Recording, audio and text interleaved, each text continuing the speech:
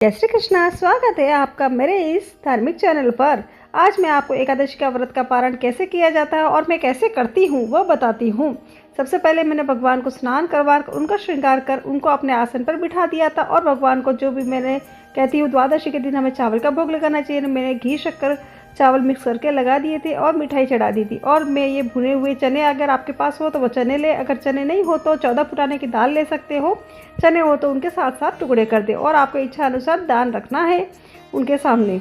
और ये मैंने चने की दाल ली है। चने की दाल लेके मैं सच्चे तन मन से प्रार्थना करूँगी श्री विष्णु भगवान से कि मेरे 7 जन्म आगे और 7 जन्म पीछे अगर जाने अनजाने में भी मैंने पाप किए हैं तो उन सब पापों का निवारण करना और मुझे मोक्ष प्रदान करने की कृपा करना। ऐसे में प्रार्थना कर इन फुटाने की दाल को अपने पीछे की तरफ डाल दूंगी। आज मैंने मोक्षदा एकादशी व्रत का पारण करती हूँ या करता हूँ, जो भी है। हाथ में हमें तुलसी दल और जल लेना चाहिए और फिर उसको 7 बार हमें लेकर 7 बार उसको तुलसी दल समेत हमें निगलना चाहिए। फिर इसके बाद आप भगवान के सम्मुख बैठकर यह प्रार्थना भी कर सकते हैं कि आपने यह व्रत उनकी प्रसन्नता के लिए किया है और अब इसे उनके लिए ही समर्पित करते हैं। तत्पश्चात समर्पयामि कर कर आपको बोलना चाहिए। और ये हमने जो एकादशी का व्रत किया है वो भगवान के सामने समर्पित कर दे। भगवान की पूजा होने के बाद हमें भगवान के सामने हाथ में जल और तुलसी दल लेकर, नीता माली है, मेरी गोत्र टाक है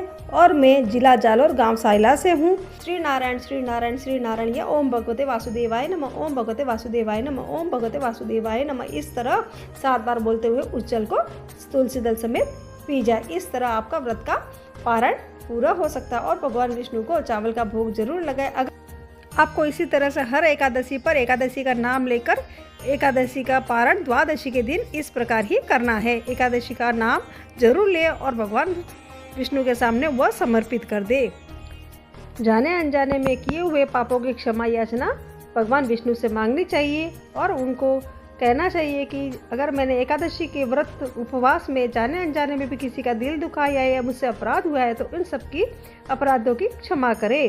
और फिर हमें व्रत का पारण करने के बाद जब भी आपको समय मिले, अगर आपको भोजन करना है तो आप अभी भोजन कर सकते हो, थोड़ी टाइम बाद भोजन करना हो तो थोड़ी टाइम के बाद भोजन कर सकते, लेकिन हमको पारण समय पर ही करना चाहिए। और भोजन में सात्विक भोजन ही ग्रहण करना चाहिए और चावल का भोग जरूर ले और भगवान को भी भोग दे और खुद को भी चावल का भोग जरूर ग्रहण करना चाहिए। इस प्रकार मैंने अपने एकादशी का पारण कर दिया है और फिर अंत में मैंने क्षमा याचना मांगी थी। मेरा फ़ोन पकड़ने वाला कोई नहीं था, इसलिए मैं ऊपर रख कर ही अपने आप से ही ये सारा वीडियो शूट कर रही हूँ। आपको शायद सब समझ में आ गया होगा। मैंने इस प्रकार अपनी सारी विधि का पूर्ण कर दी थी। अब मैं आपको दान विधि बताती हूँ। व्रत खोलने से पहले हमको दान विधि का जरूर ध्यान रखना चाहिए। व्रत खोलने से पहले मैंने सेंधा ब्राह्मण के लिए, ज़रूरतमंद के लिए निकाल दिया था। हमें एक ब्राह्मण या एक ज़रूरतमंद का खाना निकालना है। इसमें मैंने 1 कटोरी भरकर आटा लिया था और मूंग की दाल ली है। आपके पास जो भी दाल हो आप ले सकते हो। और मैंने घी भी रख लिया था छोटे से गिलास के अंदर। और आटा हमको ऐसे ही नहीं देना, उसमें थोड़ा सा नमक डाल के देना है। हमारे में कहते हैं कि आटा दे तो ऐसे नहीं देना, हम थोड़ा सा नमक डालते हैं। और बाकी के मिर्च मसाले हैं जो हमें दाल सब्जी में डालते हैं वह पड़ेगी। और बाकी मैंने 2 सब्जी के लिए 2 आलू, 2 मिर्च और 1 टमाटर भी रख दिया था।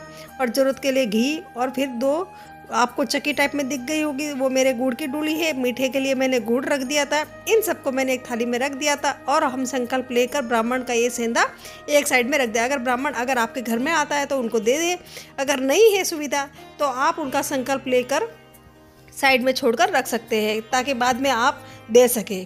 हमें ये ज़रूर दान का अलग भाव रख कर निकालना है। और फिर गाय के लिए रोटी भी हमें निकालनी है।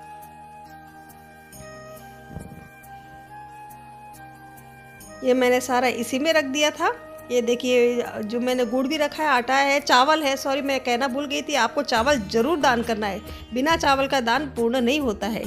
चावल है, दाल है और अंत में मैंने इसके ऊपर दक्षिणा रख दी थी। हम कहते हैं सेंधा देने के ऊपर, रसोई के ऊपर दक्षिणा जरूर रखनी चाहिए।